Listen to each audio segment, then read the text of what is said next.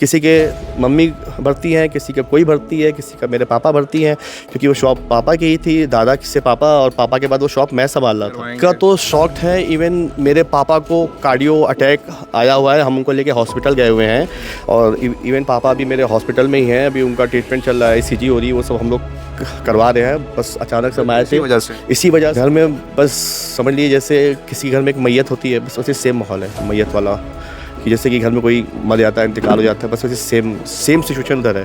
ना कोई रात से खाना खाया ना कुछ है। पापा मेरे हॉस्पिटल में एडमिट हो गए हैं, तो अब चल ही रहा है जो है। मौला अब्बास मालिक है। मकान मालिक ने तो हम लोग के साथ चीट कर दिया ना। ये उन्होंने ये हमसे अगले महीने का भाड़ा किराया ले लिया, एडवांस ले लिया, उन्होंने मकान सेल कर दिया और हम लोग को बताया भी नहीं। मेरे पास सन 62 की ये रसीद है। हम लोग को 1 घंटे का समय दिया कि आप 1 घंटे में खाली कर लिए। 2 बजे आए, उन्होंने बताया कि आप 1 घंटे में खाली करिए, हम लोग को इसको डिमोलाइज करना है, तोड़ना है, बस यही सब होगा। कि हम लोग को कम से कम 1 वीक का जो हमारा लीगल प्रोसेस है, जो भी प्रोसेस आप इंसानियत तौर पे सर आप हम लोग को 1 वीक का एक समय दे दिए। तो उन्होंने हम लोग को कोई समय नहीं दिया, बस उन्होंने बस आए और कहा कि बस तोड़ो, मतलब आप खाली करो। हम लोग का उजड़ चुका है, सारी दुकान हम लोग की जा चुकी है, सब कुछ हम लोग का उजड़ चुका है।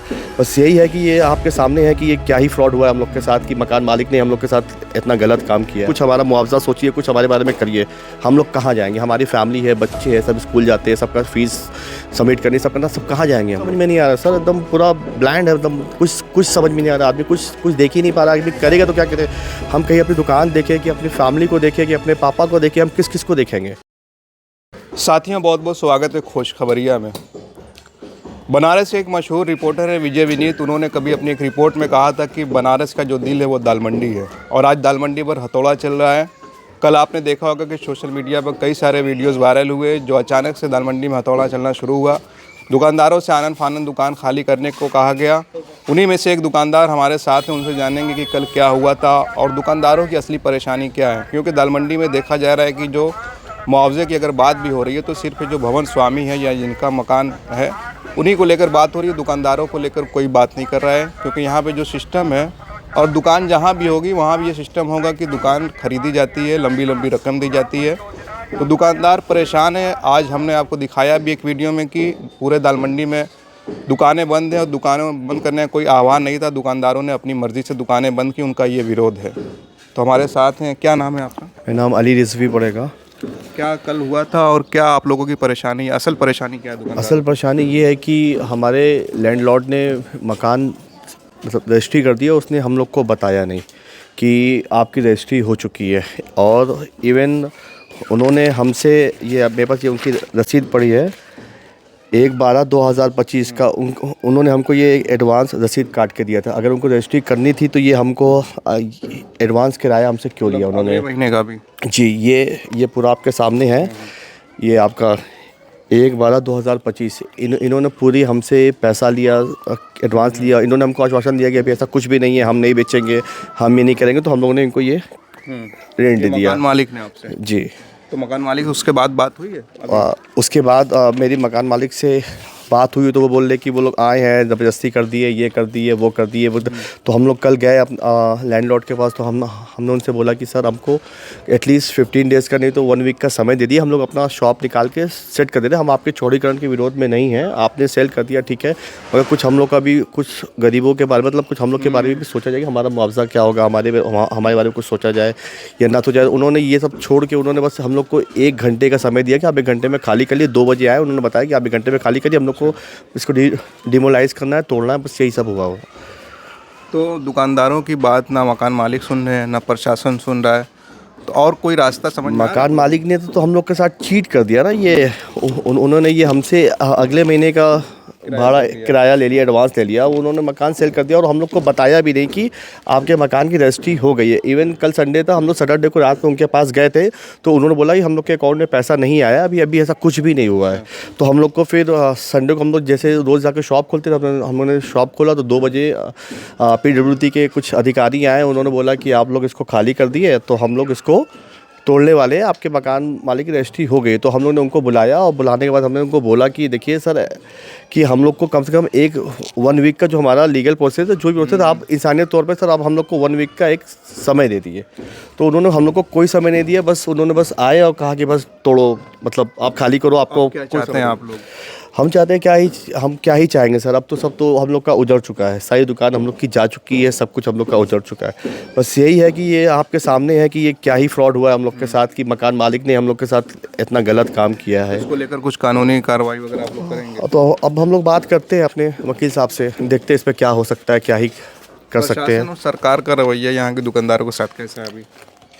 प्रशासन ने बोला कि ठीक है, हम आपके सपोर्ट कर रहे हैं, आपका कर लिए, आपका 1 घंटा 2 घंटा, उन्होंने बोला कि आप कल आइएगा, हम भी आपको दे देंगे जो सामान बचा है। मगर हम लोग को कम से कम अगर 1 हफ्ते का समय मिल जाता तो हम लोग के लिए बहुत सारी चीज़ें आसान हो जाती। हम फिर बोल रहे हैं, हम लोग चौड़ीकरण के विरोध में नहीं हैं, आप चौड़ा करिए, मगर कुछ गरीबों को के बारे में सोचिए, कुछ हमारा मुआवजा सोचिए, कुछ हमारे बारे में करिए। हम लोग कहाँ जाएंगे? हमारी फैमिली है, बच्चे हैं, सब स्कूल जाते हैं, सबका फीस सबमिट करनी, सब करना, सब कहाँ जाएंगे हम लोग? कितनी पुरानी दुकान होगी आप? मेरी 1962 की शॉप है। मेरी रसीद दिखाइए, मैं आपको वो भी रसीद दिखा दे रहा हूँ। ये मेरे पास सन 62 की ये रसीद है।